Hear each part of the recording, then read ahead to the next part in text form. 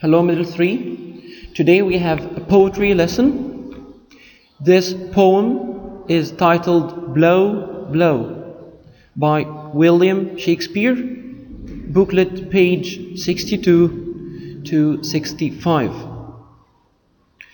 From the title, the word blow is related to the word wind. So, what is the topic of this poem? It's related to nature. Very good. And it's also related to wind. And we have the wind blowing hard in the winter season. So the title is Blow, Blow, Thou Winter Wind. It is a lyrical poem. It's like a song about life and foolishness. Foolishness, the stupidity of man, or the kind of being silly, or you do not understand people fully.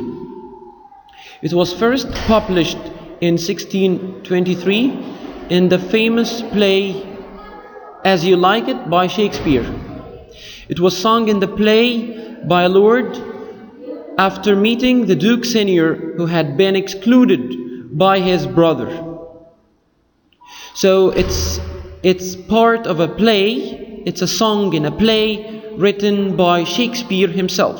So the poem is written by Shakespeare, and it's from the play As You Like It. It's a famous play. This poem has a background. It was written in the play to show the foolishness of men, because this duke was deceived by his brother. The poem describes friendship as a fake thing that brings pain and suffering, and representing human nature as such. Blow, blow, thou winter wind. Blow, blow, the winter wind, thou art not so unkind as man's ingratitude.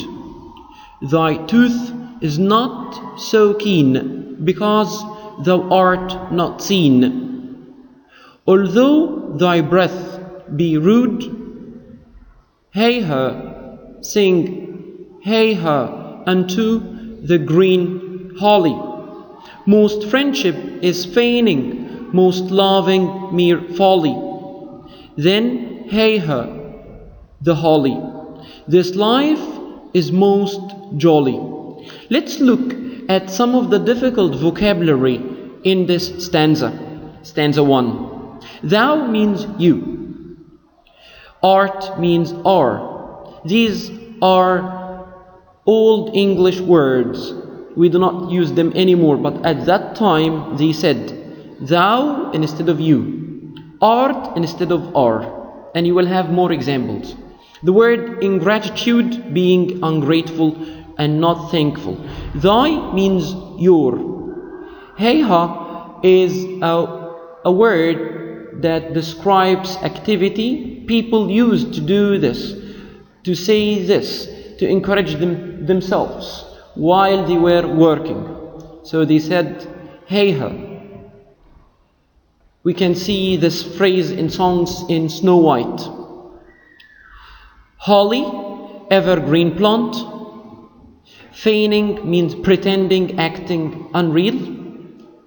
Folly, nonsense or a mistake. Jolly, wonderful. Hey-ha, as I said, is an expression of surprise, disappointment, false jollity, being happy but in a false way, and boredom. If you are bored, you say this, or maybe you're feeling happy, but this is not real. Let's look at the paraphrase of this stanza. In the very beginning, the poet addresses the winter wind, saying that it can blow as much hard as it likes, because it's not so harsh and rude like man's nature of being ungrateful and unthankful. The attack of the winter wind is not so sharp because it's not visible, although it is bittingly cold. If you look at the figures of speech in this stanza, thou art not so unkind as man's ingratitude. Here is a simile which compares the painful wind to the unthankful attitude of man. Thy tooth is not so keen. This is a personification in which the poet personifies the winter wind as a person or monster with a tooth to magnify the meaning. Thou art not so unkind. Here we have a personification which personifies the winter wind to a person who is less unkind than the untrue friend. Of course, both the untrue friend and the winter wind are unkind and harsh. But the poem describes man's ingratitude or cold behavior more unkind than the wind. The following figure of speech, although thy breath be rude. This is a metaphor comparing the nasty cold winter wind to bad breath, to show how ugly it is. The second stanza.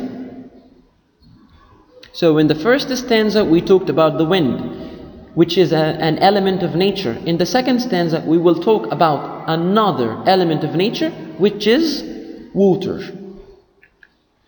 Freeze, freeze, thou bitter sky, that dost not bite so nigh, as benefits forgot.